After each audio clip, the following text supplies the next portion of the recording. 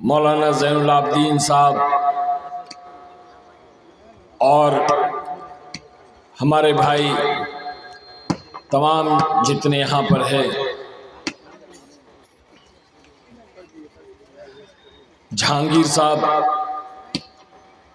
जहांगीर नाम है ना उनका, जहांगीर, माशाल्लाह हमें एयरपोर्ट से लेकर यहाँ आए, हमारा इस्तकबाल किया, अपने घर में ठहराया और बहुत हमारी खिदमत की। माशाल्लाह अल्लाह उनको जज़ाए खैर अता फरमाए, अल्लाह दोनों जहां में उनको तरक्की और कामयाबी नसीब फरमाए। उनके वालिद साहब भी यहाँ मौजूद है, मैं नाम नहीं जानता हूँ हज़रत का, मोहम्मद मुस्तफ़ा साहब, माशाल्लाह ये सारे नामी ग्रामी लोग हैं, यहाँ के बड़े हैं। अल्लाह इन तमाम को जज़ाए खैर अता फरमाए। इन लोगों ने मुझे यहाँ पर बुलाया और अल्लाह पाक ने आप लोगों से मेरी मुलाकात करवाई। माशाअल्लाह बहुत बड़ा मजमा आया है, दिल को इतनी तस्कीन मिली, इतना सुकून मिला, इतना अच्छा लगा कि ये सारे के सारे अल्लाह के दीन की निस्बत पर आए हैं। यहाँ पर हम कोई वोटिंग के लिए नहीं बैठे हैं, न वोट के लिए न नोट के लिए, हम यहाँ महज अल्लाह की रज़ा के लिए आए हैं। हम कोई बॉलीवुड एक्टर को देखने नहीं आए हैं, ये हम नियत करें, बहुत ज़रूरी है। नियत का दुरुस्त करना बहुत ज़रूरी, वरना कहाँ गए थे, कहीं नहीं, क्या लाया, कुछ नहीं, खाली हाथ आए, खाली हाथ चले जाएंगे। हमको इस मजलिस से अल्लाह से मग़फ़िरत करवानी है, इस मजलिस में अल्लाह से हिदायत लेनी है। वो बड़े कहते हैं नियत में खतरा तो झोली में फतरा। हम जो है अपनी नियत दुरुस्त करें, ये ना देखे कि कौन आया है, ये देखे कि क्यों आया है। ये ना देखे कौन कह रहा है, ये देखे कि क्या कह रहा है। हम ये सारे अंदर दिल में दुआ करें कि अल्लाह हमारे इस आने को, मिलने को, तेरे दीन की निस्बत पर जुड़ने को अल्लाह तो कबूल फरमा ले, और इस मोहब्बत को अल्लाह अपनी मोहब्बत से बदल दे। मेरे भाई बुजुर्गो, दोस्तों, अल्लाह ने हमें ईमान वाला बनाया है, इस निस्बत से हम सारे भाई हैं। सारे ईमान वाले पूरे आलम में, पूरी दुनिया में जितने ईमान वाले हैं, सब ईमानी भाई हैं। ये ईमान अल्लाह ने बहुत बड़ी दौलत अता फरमाई है, हम इसकी कीमत और कदर को नहीं जानते। अल्लाह ताला फरमाता है कि सारी कायनात को, सातों ज़मीन, सातों आसमान, सूरज, चांद, सितारे, ज़मीन पर जितने ख़जाने हैं, ये पहाड़ में जितने ख़जाने हैं, ये समुंदर में जितने ख़जाने हैं, ये तमाम के तमाम चीज़ों को, आसमानों में जितने सितारे हैं, सूरज, चांद, सितारों को अल्लाह फरमाता है कि तमाम को तराजू के एक पल्ले में रख दो और ये कलमे के बोल ला इलाहा इल्लल्लाह मुहम्मदुर रसूलुल्लाह एक कागज़ के पुर्जे पर लिख कर रख दो, तो ये कलमे का पल्ला वज़नी हो जाएगा। ये अल्लाह ने ईमान की कीमत बतलाई, ये हमको अल्लाह ने बतलाया है, ये हदीस कुदसी है, अल्लाह ने खुद फरमाया है मूसा अलैहिस्सलाम से। ईमान इतनी बड़ी दौलत अल्लाह ने दी, और दूसरी तरफ अल्लाह पाक ने ईमान वाले की कीमत को भी बतलाया। कहा कि जब तक इस रूहे ज़मीन पर एक ईमान वाला रहेगा, एक कलमा पढ़ने वाला रहेगा, एक अल्लाह अल्लाह कहने वाला रहेगा, हम तमाम दुनिया के निज़ाम को चलाएंगे। सारी दुनिया का निज़ाम चलेगा एक ईमान वाले की वजह से। और जिस दिन एक ईमान वाला नहीं होगा, अल्लाह फरमाता है उस दिन क़यामत नाजिल होगी। उस दिन हमें इस दुनिया की ज़रूरत नहीं, हम सारी दुनिया को तोड़ डालेंगे।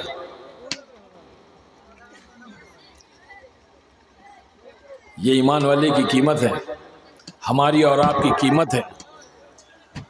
हमने इस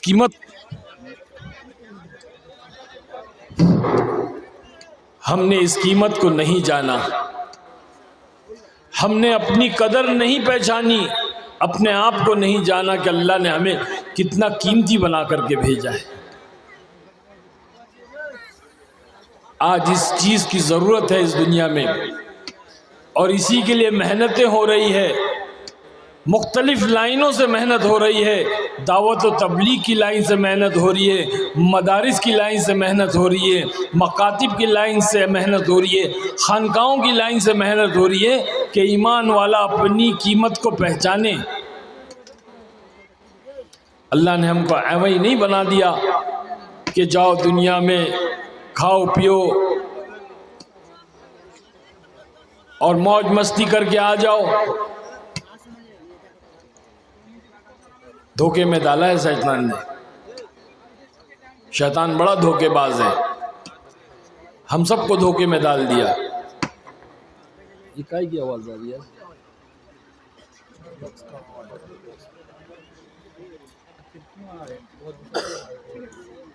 धोखे में डाल दिया हम सबको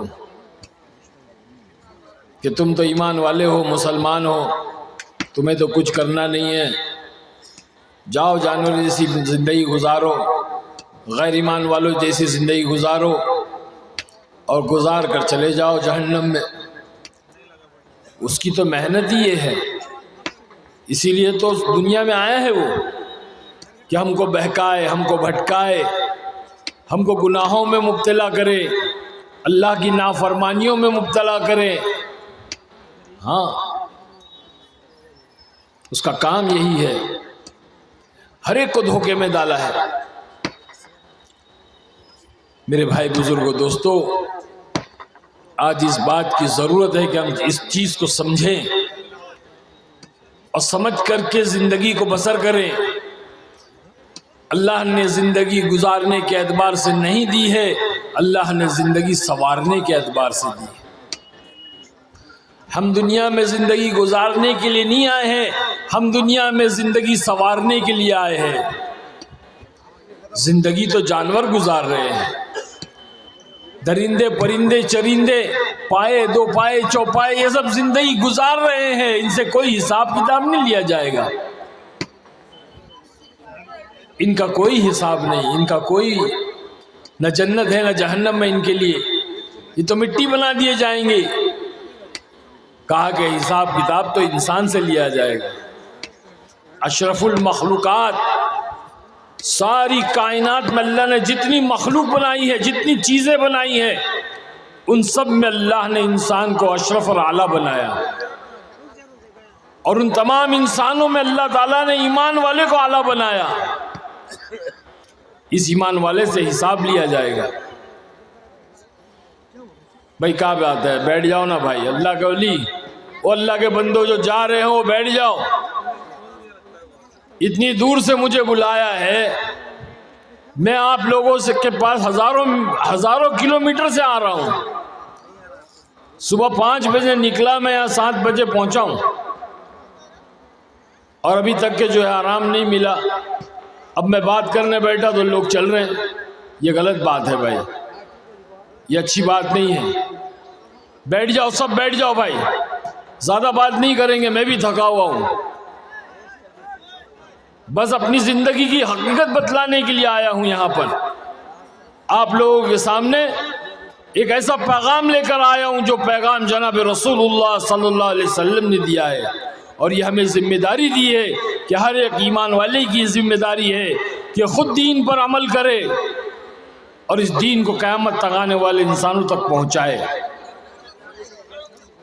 ये जिम्मेदारी अल्लाह ने कलाम में दी है,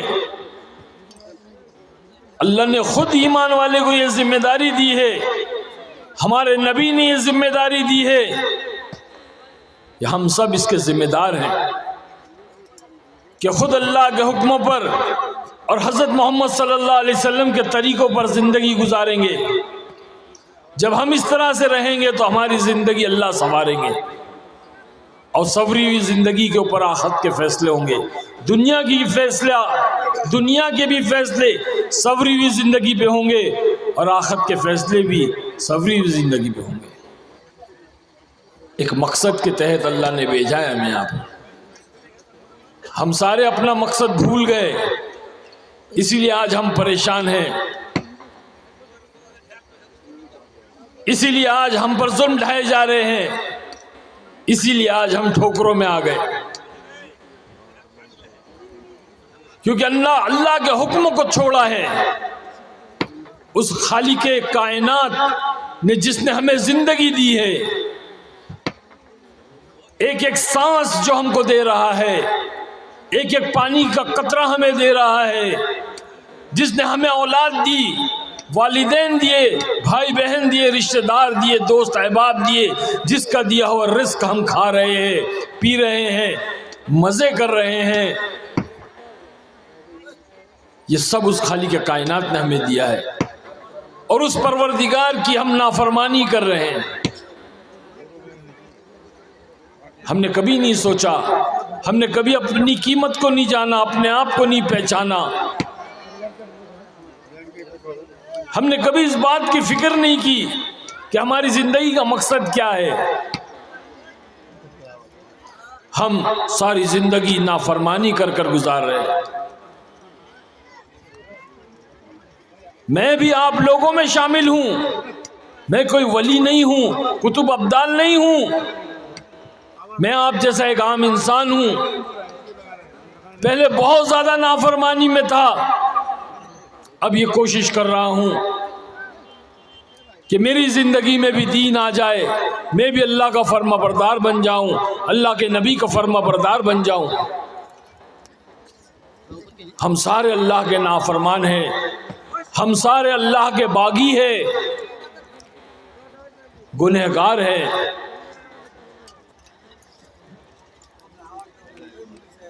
हमने नाफरमानी को कभी गुनाह ही नहीं समझा। आज हर एक दूसरे का नाफरमान है। छोटे अपने बड़ों के नाफरमान, बीवी अपने शौहर की नाफरमान, बच्चे अपने वालिदैन के नाफरमान, शागिर्द अपने अज़ाज़ा के नाफरमान, अपने उस्ताद के नाफरमान। हर कोई नाफरमानी कर रहा है और नाफरमानी को कोई गुनाह नहीं समझता। मैं आज आपको बताना चाहूँगा कि नाफरमानी कितना बड़ा गुनाह है। मेरे मोहतरम बुजुर्ग और दोस्तों और मोहतरम ख़वातीन, आसमानी दुनिया में सबसे पहला गुनाह जो सरजद हुआ है वो नाफरमानी है।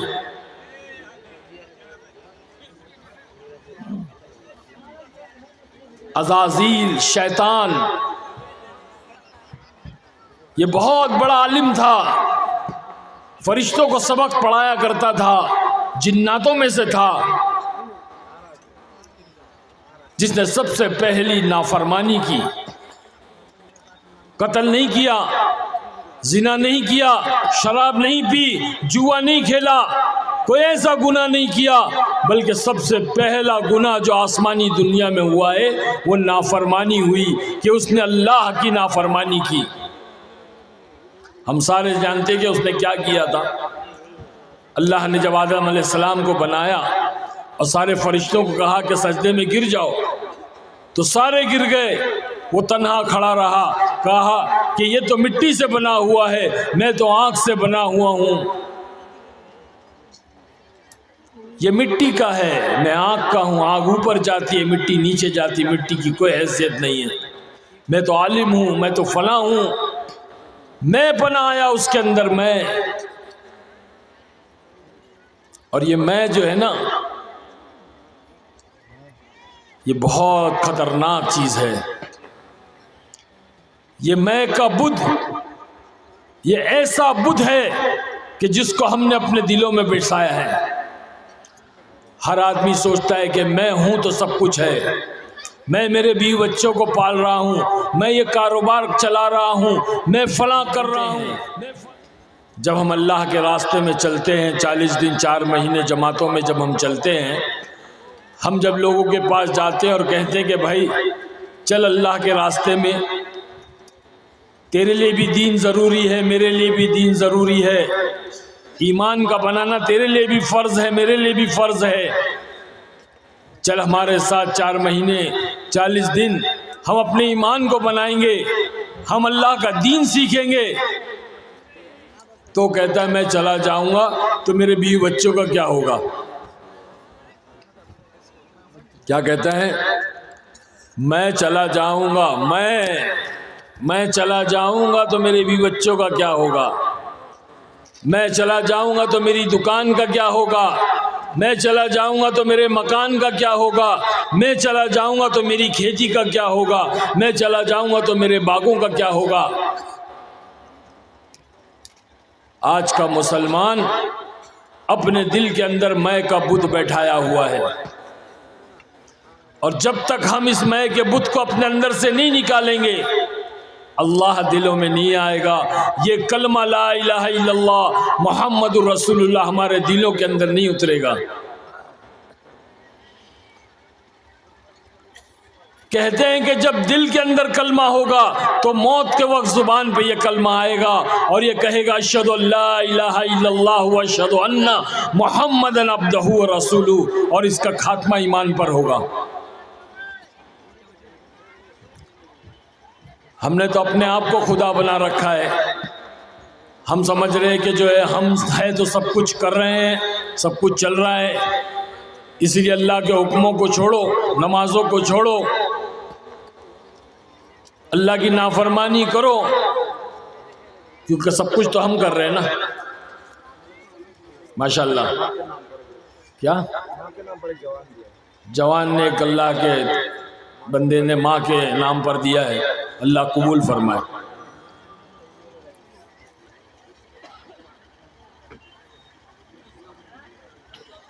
हम एक दफ़ा अल्लाह के रास्ते में चल रहे थे तो एक अल्लाह वाले मिले, बैठे बातचीत कर रहे थे, तो मुझसे पूछा, बुजुर्ग थे, कहने लगे आरिफ भाई ये बताओ कि बकरियां क्यों कटती है? मैंने कहा हजरत खाने के लिए कटती है। बोले हाँ बेशक खाने के लिए कटती है, लेकिन बहुत ज़्यादा तादाद में कटती है, रोज़ाना कटती है, पूरी दुनिया में कटती है। तो मैंने कहा हाँ बिल्कुल कटती है। तो उन्हें पता है ये इसलिए कटती है क्योंकि मैं करती है। समझ में आ रही है बात? अरे बोलो ना। ये इसलिए कटती है क्योंकि मैं करती है। तो मुझे बड़ी हंसी आ गई। फिर कहा पता है कटने के बाद क्या होती है? इसकी खाल को उधेड़ा जाता है, इसकी अंतड़ियों को निकाला जाता है, इसकी बोटी बनाई जाती है, इसका कीमा बनाया जाता है, फिर इसको तला जाता है, गरम गरम तेल में पकाया जाता है, अंगारों पर भुना जाता है, और इसको मिर्ची मसाले लगाए जाते हैं, और इसको फिर खाया जाता है, फिर खाकर इसको गलासत बना करके निकाल दिया जाता है। क्यों है ये सब? क्योंकि मैं करती है। आज हमने नाफरमानी कर रहे हैं, हम अल्लाह की नाफरमानी कर रहे हैं। आसमानी दुनिया के अंदर सबसे पहला गुनाह जो हुआ है वो नाफरमानी हुई है, और ज़मीनी दुनिया पे सबसे पहला गुनाह जो हुआ है वो भी नाफरमानी हुई है। आदम अलैहिस्सलाम के 2 बेटे थे, एक था हाबिल और एक था काबिल। काबिल ने नाफरमानी की, अपने वालिद की बात को नहीं माना, जिसकी वजह से अपने भाई का कत्ल किया। दूसरा गुनाह कत्ल हुआ, पहला गुनाह नाफरमानी हुई। आज वही नाफरमानी हम सारे कर रहे हैं। अल्लाह की नाफरमानी कर रहे हैं, अल्लाह के रसूल की नाफरमानी कर रहे हैं। यही वजह है कि आज हम कट रहे हैं, आज पिट रहे हैं, आज ठोकरों में आ गए हम। जिस तरह से फुटबॉल होता है वो हाल हमारा हो गया। अल्लाह ने हम पर जालिम मुसल्लत कर दिए, जालिमों को मुसल्लत कर दिया जो हमें ठोकरों में मार रहे हैं। जिस तरह हम फुटबॉल को लात मारते हैं, लोग हमें लात मार रहे हैं। पूरी दुनिया में आज मुसलमानों को लातों से मारा जा रहा है। जिस तरह से फुटबॉल को लात से मारा जाता है, हर मुल्क और हर कंट्री वाला लात मारता है। 11 खिलाड़ी यहाँ से लात मारते हैं, 11 खिलाड़ी यहाँ से लात मारते हैं। आप कभी पूछोगे उस फुटबॉल से, उस फुटबॉल को हाथ में ले लो, उससे पूछो, अरे भाई तेरा क्या गुनाह है, तेरी क्या खता है, तूने ऐसा क्या कर दिया जो तुझे हर कोई लात मारता है, तेरा क्या जुर्म है, तेरी क्या खता है, तेरा क्या गुनाह है जो तुझे हर कोई लात मारता है। छोटे छोटे बच्चे खेलते होते मैदान में, लातों से मारते फुटबॉल को, और वो फुटबॉल उड़ करके रास्ते पे आ जाता है। रास्ते पर एक बूढ़े मियाँ जा रहे हैं नमाज के लिए, बूढ़े हैं, 70 साल की उम्र है, जा रहे हैं। अब बच्चे कहे, ओ चाचा जरा बॉल दो ना, तो चाचा भी लात मारते, ठोक, हाथ से उठा कर नहीं देते, पैर से लात मारते हैं। वो बच्चों के पास जाता है बॉल। तो आप उस फुटबॉल को पूछो, अपने हाथों में उठाकर पूछो, तेरा क्या गुनाह है, तेरी क्या खता है, तेरा क्या जुर्म है, तूने ऐसा क्या कर दिया जो तुझे हर कोई लात मारता है।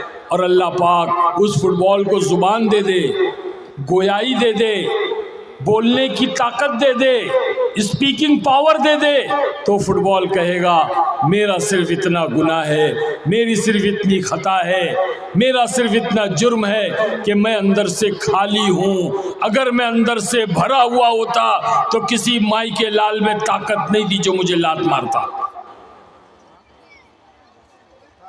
आज मुसलमान ईमान की लाइन से खाली, आमाल की लाइन से खाली, अखलाक की लाइन से खाली, मामलात की लाइन से खाली, माशरत की लाइन से खाली, हर एतबार से खाली हो गया। क्यों? नाफरमान है। आज ये मुसलमान अल्लाह का नाफरमान हो गया। आज इस मुसलमान की बीवी इसकी नाफरमान हो गई, इसकी औलाद इसकी नाफरमान हो गई। क्योंकि अंदर क्या बिठाया? अल्लाह को नहीं बिठाया, अल्लाह के रसूल को नहीं बिठाया, बल्कि अपने दिलों के अंदर अपने आप को बिठाया कि मैं करता हूं तो होता है। इसीलिए लगा हुआ है 24 घंटे। अजान हो रही है, अल्लाह का मुनादी पुकार रहा है, हय्या अलस सलाह, आओ नमाज के लिए, हय्या अलल फलाह, आओ कामयाबी के लिए। तो ये बोलता है कि नहीं भाई मैं करूँगा तो होएगा ना, अभी नमाज जाऊँगा तो ये काम कैसे होएगा। तो काम में लगा हुआ है। नमाज पढ़ेंगे, मौलाना पढ़ेंगे, मौलाना का काम है, हमारे लिए नहीं नमाज, वो तो मौलाना के लिए। मौलाना पढ़ रहे हैं मस्जिद में, हमें तो इधर पे करना है। भाई मैं अगर जाऊँगा नमाज को तो मेरा ये काम कौन करेगा? मैं जाऊँगा तो मेरी खेती कौन करेगा? मैं जाऊंगा तो मेरी तिजारत कौन करेगा? मैं जाऊंगा तो मेरी मुलाजमत कौन करेगा? अल्लाह कह रहा है कि हर हाल में तुझे नमाज पढ़नी होगी, चाहे मौत तेरे सर पर हो तुझे नमाज पढ़नी होगी, तू बीमार है तब भी तुझे नमाज पढ़नी होगी, तू समुंदर में डूब रहा है तब भी तुझे नमाज पढ़नी होगी। अब ये नहीं करता ऐसा तो क्या हुआ भाई? नाफरमानी हुआ ना। सहाबा अंदर से पुर थे, ईमान की लाइन से पुर थे, आमाल की लाइन से पुर थे, अखलाक की लाइन से पुर थे, भरे हुए थे अंदर से। अल्लाह ने बुलंदियों की चोटियों पर पहुंचाया। अल्लाह के नबी ने कहा मेरे सहाबा सितारों की मानिंद है। असहाबी कल नुजूम इख्तदैतु अहतदैतु, मेरे सहाबा सितारों की मानिंद है, एक की इत्तिबा करोगे कामयाबी तक पहुंच जाओगे। सितारे क्यों कहा? क्योंकि सितारे बुलंद है, सितारे चमकदार है, सितारे रोशन है, सितारे रहबर है, इसीलिए सितारा कहा। कहा कि मेरे सहाबा की इत्तिबा करो, मेरे सहाबा सितारों की मानिंदे। लेकिन आज का मुसलमान, आज के नौजवान सहाबा को छोड़ करके आज के फिल्म स्टारों को जो है इत्तिबा कर रहे हैं, आज के फिल्मी सितारों को अपना मुक्तदा बना लिया, अपना इमाम बना लिया, उनकी इत्तिबा कर रहे हैं, उनके तौर तरीके और स्टाइल पर चल रहे हैं। और हमारे नबी कह रहे हैं कि मेरे सहाबा के तौर तरीके पे चलो, मेरे सहाबा की इत्तिबा करो, मेरे सहाबा का स्टाइल ले लो जो कयामत तक रहेगा। अरे ये सितारे तो चंद दिनों के चमकते सितारे हैं। चढ़ते सूरज की पूजा है, सूरज एक बार ढल गया कुत्ता भी नहीं पूछता है फिल्मी दुनिया के अंदर। हमसे पूछो, हम रहकर आए वहां पर। फिल्म चल रही है, सुपर हिट हो रही है, तो सारी दुनिया चमत्कार को नमस्कार, चढ़ते सूरज की पूजा। फिल्म फ्लॉप हो गई, कोई नहीं पूछता, फिर नया आएगा। लेकिन हमारे सहाबा कयामत तक के अल्लाह ने ऐसी दिलों में मोहब्बत डाली, ऐसी दिलों में मोहब्बत डाली कि लोग सहाबा के नाम से भी मोहब्बत करते हैं। 1400-1500 साल होने को आ गए, आज भी बच्चे बच्चे सहाबा के नाम से वाकिफ है। एक 25-30 साल पहले का कोई हीरो कोई नहीं जानता आज का बच्चा, वो हीरोइन कोई नहीं जानता आज का बच्चा। लेकिन 1500 साल हो गए, हमारे सहाबा को बच्चा बच्चा जानता है। हर जुमा के दिन इमाम साहब मिंबर पे खड़े रह करके सहाबा के एहसानात गिनाते हैं, सहाबा से मोहब्बत, सहाबा के नामों से मोहब्बत। एक भाई के घर में बच्चा पैदा हुआ, अब खुशी खुशी मस्जिद में आया, इमाम साहब टेंशन में बैठे हुए थे। हमारे इमाम लोगों को बहुत टेंशन रहती है, क्यों? क्योंकि तनख्वाह बराबर नहीं देते हम। मामूली काम करने वाले को 25,000 30,000 और इमाम साहब को 10,000 12,000। हमारे बम्बई के अंदर बेचारे आपके बिहार से यूपी से आते हैं, इमामत करते, इतनी कुर्बानी देते हैं और उनकी तनख्वाह 12,000 15,000। 20 बच्चे यहाँ पर है, वहाँ से भेजते बेचारे इमाम साहब। कोई हमारे दिलों के अंदर अहमियत नहीं है इमाम की, तो इमाम साहब बेचारे टेंशन में। अब वो बेचारे वहाँ टेंशन में नमाज पढ़ाएंगे, उनका ध्यान अपने बीवी बच्चों की परेशानियों में रहेगा। घर में मेरी बीवी बीमार है, मेरी माँ बीमार है, मेरे बच्चे के स्कूल की फीस नहीं भरी गई है, फला मसला, तो क्या हमारी नमाज होगी? आज हमें कदर नहीं है इमाम की। हम दुनिया की फालतू चीज़ों के अंदर हज़ारों लाखों रुपए खर्च कर देते, लेकिन कभी इमाम को एक कुछ हदिया नहीं देते। तो वो इमाम साहब बेचारे टेंशन में बैठे हुए थे। अब वो भाई आया खुशी खुशी, इमाम साहब मेरे घर में बैठा हुआ है, कोई अच्छा सा नाम बताइए। तो इमाम साहब बोलते अच्छा ठीक है, क्या नाम बताऊं? बोले कोई अच्छा नाम बताओ, कोई लेटेस्ट नाम बताओ। लेटेस्ट नाम क्या चाहिए? लेटेस्ट नाम। बोले ऐसा नाम कि किसी का भी ना हो, ऐसा नाम बताओ, लेटेस्ट नाम बताओ और किसी का भी ना हो और फिर कुरान हदीस में भी हो।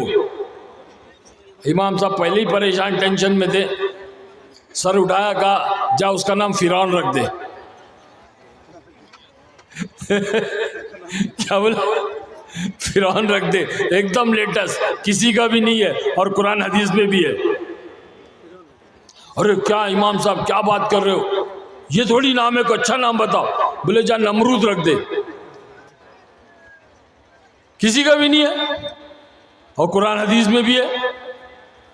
फुल टेंशन में। अरे इमाम साहब क्या बात कर रहे हो आप, ऐसे कैसा नाम बता रहे हो, क्यों भाई क्या हो गया, फिरौन ने तेरा क्या बिगाड़ा? नहीं नहीं बोले, वो तो अल्लाह का बागी था, अल्लाह का नाफरमान था, अल्लाह का दुश्मन था, काफिर था।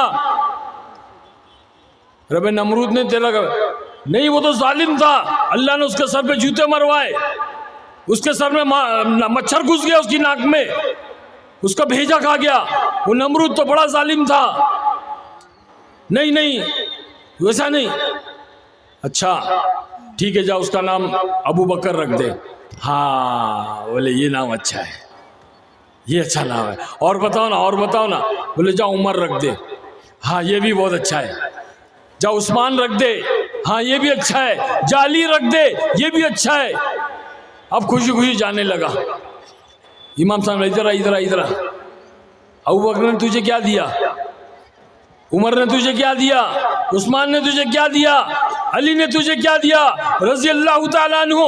कहने लगा नहीं नहीं, ये तो अल्लाह के महबूब है, अल्लाह के प्यारे हैं, अल्लाह के नबी के दोस्त है, इन्होंने तो अपनी जान और माल कुर्बान कर दिया दीन इस्लाम के लिए, जिसकी वजह से आज हम मुसलमान हैं, इसलिए मुझे ये नाम बहुत प्यारे हैं। तो कहा कि सहाबा के नामों से भी मोहब्बत।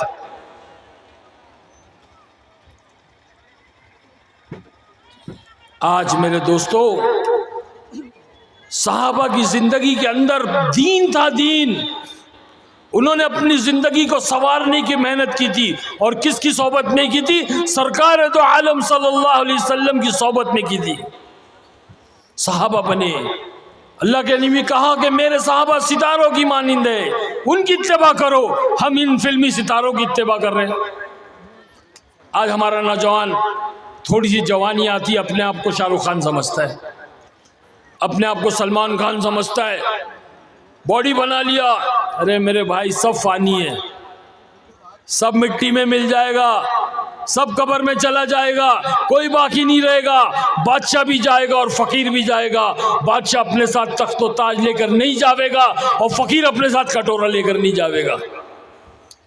हर आदमी अपने ईमान और अमाल को ले जाएगा। मेरी बात कान खोल कर सुन लो मुसलमानों, मेरी बात कान खोल कर सुन लो काटियार वालों, हर आदमी अपने ईमान और अमाल को लेकर के जाएगा। अल्लाह ने जिंदगी एक मौका दिया है। मैं यहाँ नहीं आया हूँ, अल्लाह ने मुझे भेजा है, और कल क़यामत के लिए हुज्जत कायम हो गई।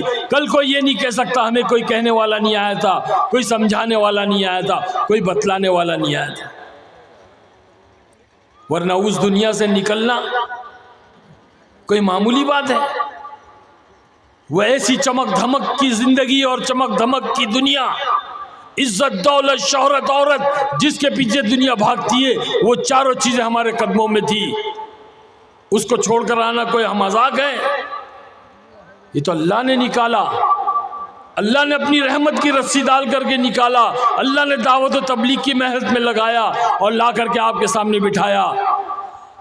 हम तो मस्जिदों में जूते चप्पल रखने की जगह बैठने के लायक नहीं थे, अल्लाह ने मिंबर और मेहराब के पास बिठाया।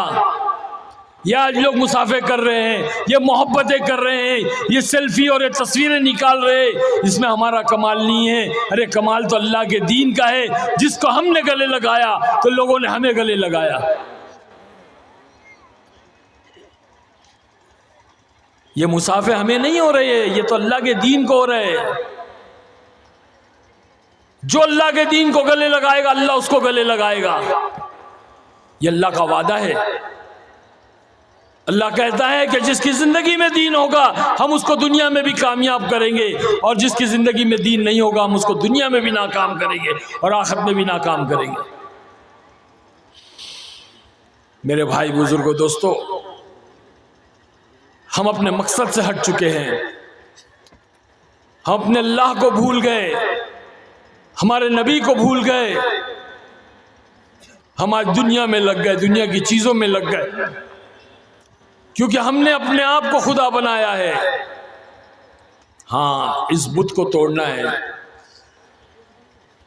मैं आपको एक मिसाल देकर के बात समझाऊं, अल्लाह करे कि आपकी भी समझ में आ जाए और मेरी भी समझ में आ जाए।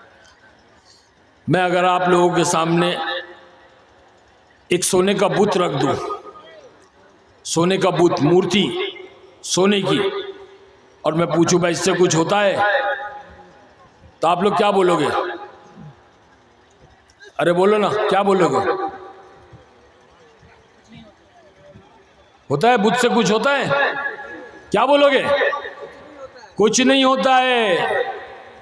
अरे मैं बोलूंगा भाई सोने का भूत है, कुछ नहीं होता है। बोले हम तो अल्लाह को मानते हैं, हम तो कलमा पढ़ते हैं ला इलाहा इल्लल्लाह, इससे कुछ नहीं होता है। तो मैं कहूँगा अच्छा ठीक है भाई। अब मैंने वो सोने का भूत उठा करके रख दिया और आपके सामने एक सोने की ईंट रख दी, सोने की ईंट रख दी। फिर मैंने पूछा भाई इससे कुछ होता है? तो आप क्या बोलोगे? बोलो ना भाई, क्या बोलोगे आप? आप बोलोगे होता है, इससे तो जमीन आ जाएगी, घर बन जाएगा, शादी ब्याह हो जाएगी, गाड़ी आ जाएगी, बहुत सारे काम हो जाएंगे इससे तो मैं कहूंगा अरे भाई अभी आपने कहा कुछ नहीं होता है और अभी कह रहे हो होता है। अरे वो तो सोने का बुत था ना, आप क्या बोलोगे? वो तो सोने का बुत था, बुत से थोड़ी कुछ होता है, ये तो सोने की ईंट है, इससे तो हो सकता है। तो मैं कहूंगा मैंने क्या किया, मैंने सोने के बुत को सोने की ईंट बना दी, सिर्फ शक्ल को बदल दिया, बोल दो शक्ल को बदल दिया। सोने का बुत था, सोने की ईंट बना दी, शक्ल को बदल दिया। तो इससे पता चला कि अल्लाह की जात के सामने बुत का इनकार करना, बुत की नफी करना बहुत आसान है, लेकिन अल्लाह के सामने चीज़ों की नफी करना, चीज़ों का इनकार करना, अपनी दुकान का इनकार करना, अपनी खेत का इनकार करना, अपने बाग का इनकार करना, अपनी तमाम चीज़ों का इनकार करना, ये बहुत मुश्किल है। अल्लाह के सामने बुत का इनकार करना बहुत आसान है, लेकिन अल्लाह के सामने चीज़ों की नफ़ी करना, चीज़ों का इनकार करना बहुत मुश्किल है। और उससे भी ज़्यादा मुश्किल अपनी ज़ात का इनकार करना, उससे भी ज़्यादा मुश्किल, चीज़ों से ज़्यादा मुश्किल अपनी ज़ात का इनकार करना कि भाई मैं का बुत अंदर जो बैठा है, मैं चला जाऊंगा अल्लाह के रास्ते में 40 दिन 4 महीने, तो क्या होगा, कैसे होगा? तो अपने आप को खुदा बनाया है।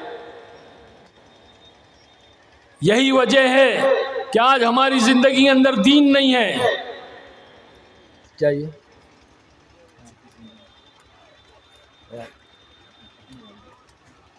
तो भाई हमारा भी यही हाल था। हम कोई दूध के धुले हुए नहीं है, कोई वली अल्लाह नहीं है, अल्लाह के रास्ते में चलते रहते हैं, दीन सीखते रहते हैं, दीन सीखने के लिए जद्दोजहद करते रहते हैं, दावत व तबलीग की मेहनत में लगे हुए रहते हैं, क्योंकि हमारी ज़िंदगी जो बदली है वो दावत व तबलीग की वजह से बदली है।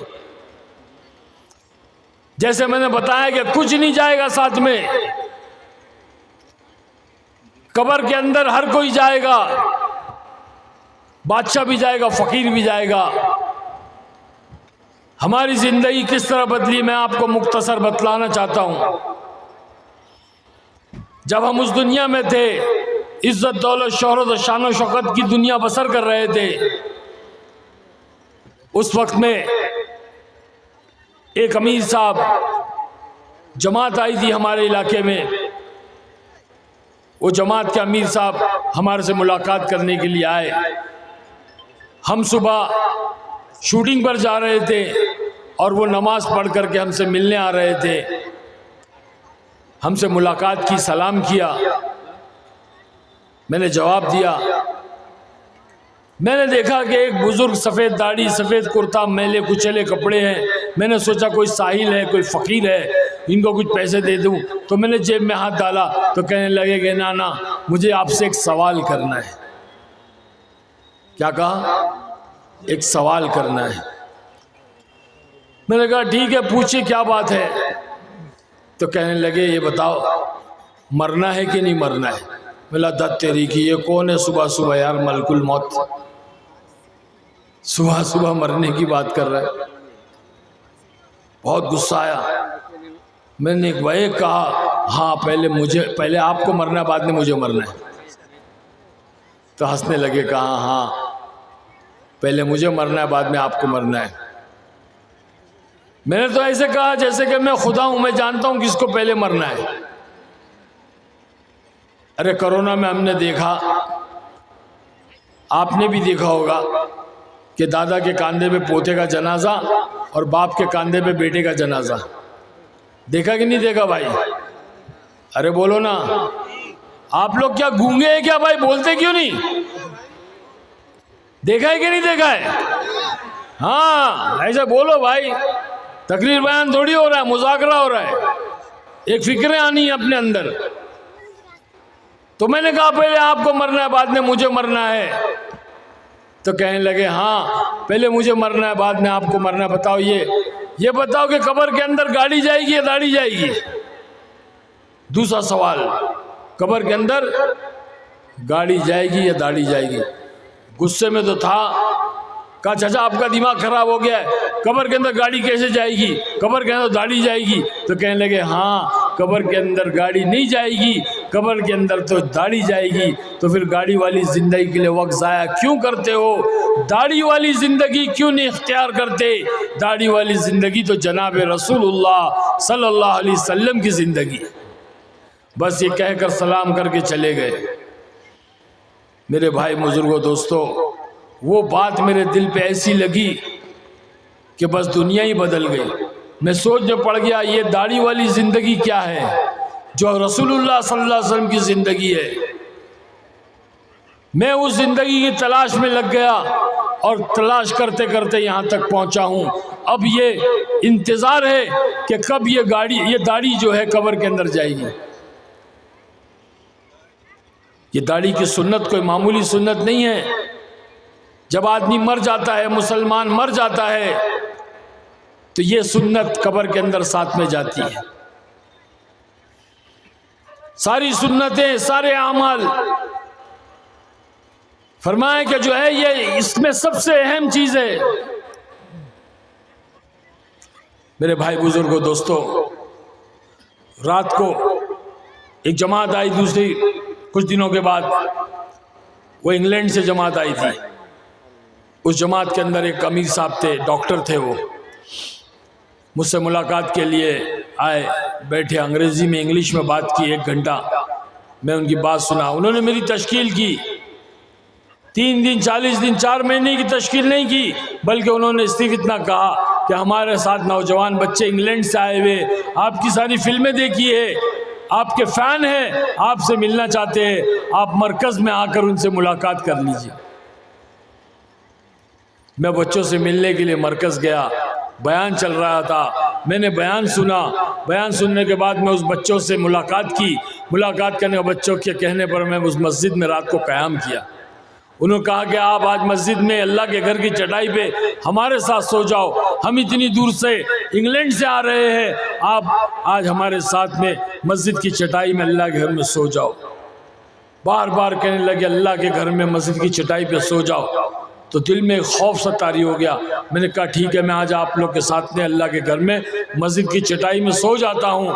मेरे बुजुर्गों दोस्तों, बस वो सोना क्या था कि अल्लाह ने वो हिदायत दी और वो ज़िंदगी बदली।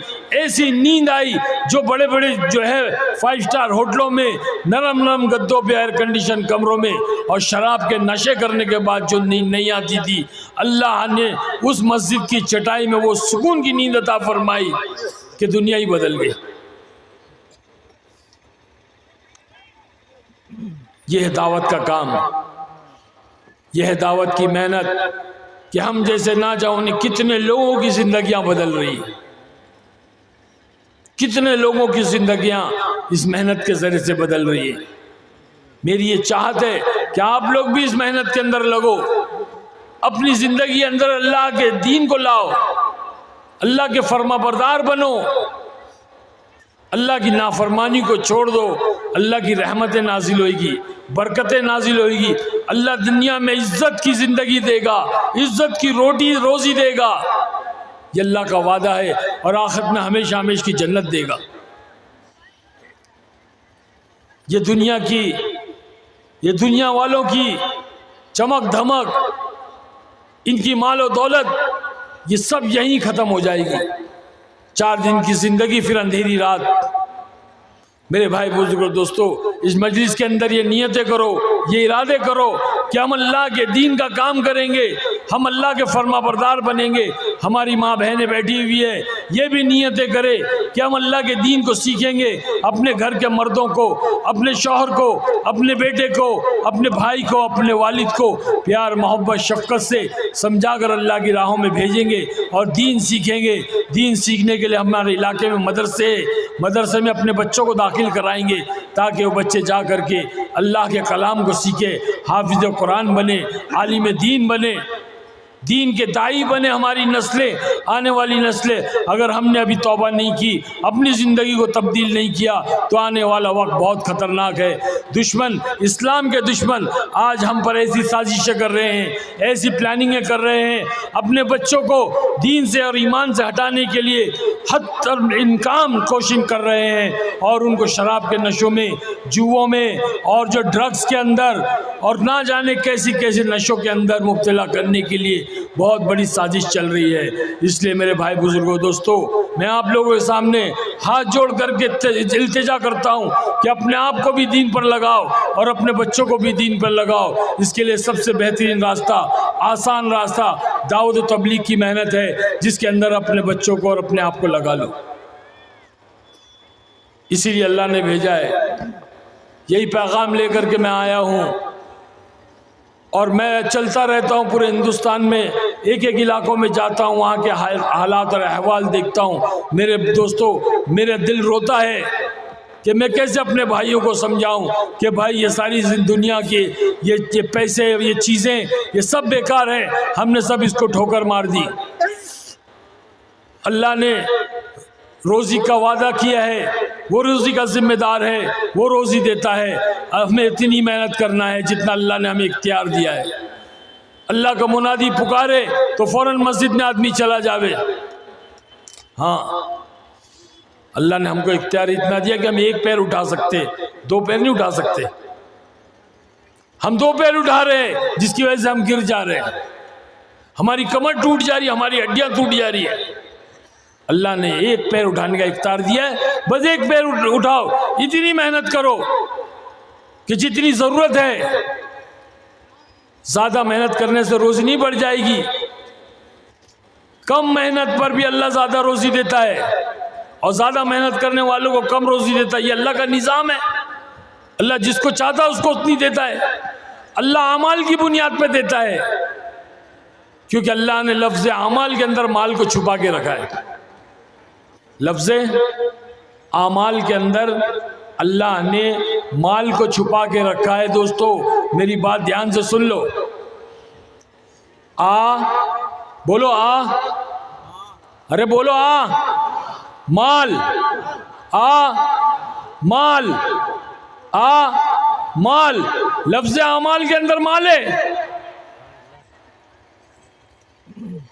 माल से सबको मोहब्बत है, और माल का कमाना कोई गुनाह नहीं है। बस शर्त यह है कि वो जायज़ तरीके से हो, हलाल तरीके से हो। जायज़ तरीके से कमाएं और जायज़ तरीके से खर्च करें। हलाल तरीके से कमाएं, हलाल चीज़ों पर खर्च करें, लोगों के हुकूक अदा करें, तो ये माल आपके लिए रहमत है। अगर आप ऐसा नहीं करते हो तो ये माल अज़ाब है, इसका हिसाब होगा। तो लफ्ज़ अमाल के अंदर माल को छुपा रखा है। और सबसे बड़ा अमाल क्या है? नमाज, जिसको आज मुसलमान छोड़ रहा है। तुम नमाज नहीं पढ़ रहे हो, तुम अमाल नहीं करते, तो माल कहाँ से आएगा? अमाल तो हुआ ही नहीं ना, इधर अब जामाल हो रहा है, जामाल।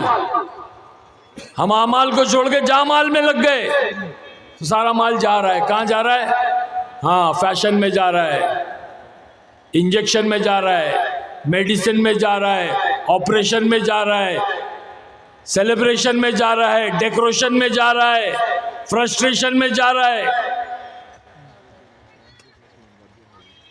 समझ रहे भाई? तो माल यहाँ जा रहा है, जितने भी शैने टेंशन में जा रहा है।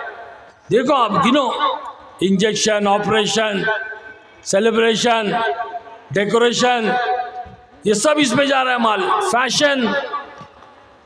इसीलिए चाहते हैं कि अपने माल को सही जगह लगाओ, जो बाकी रहेगा वो जहां आप लगाओगे अल्लाह के घर के लिए, मदरसों में, दीनी कामों में जब आप लगाओगे ये बाकी रहेगा, कल अल्लाह पाक इसका बदला गिन गिन करके देगा। और 1 रुपए पे अल्लाह 7 लाख देगा और बेहिसाब देगा।